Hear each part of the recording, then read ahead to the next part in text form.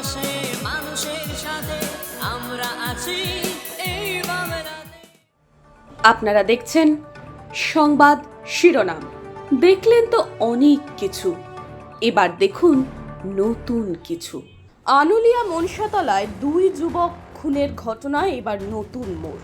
দীর্ঘ জিজ্ঞাসাবাদের পর রানাঘাটের আনুলিয়া মনসাতলায় দুই যুবক খুনের ঘটনায় গ্রেফতার করা হলো বাড়ির মালিক দীপক স্বর্ণকারকে।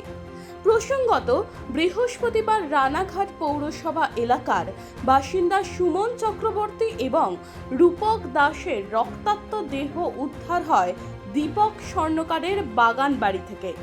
শুক্রবার রাত ভোর জিজ্ঞাসার পর গ্রেফতার করা হলো দীপককে।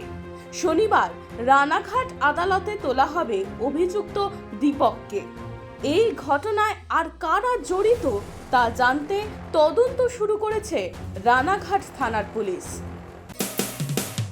মানুষের পাশে মানুষের সাথে আমরা আছি এই বাংলাতে। আপনারা দেখছেন সংবাদ শিরোনাম। দেখলেন তো অনেক কিছু, এবার দেখুন নতুন কিছু।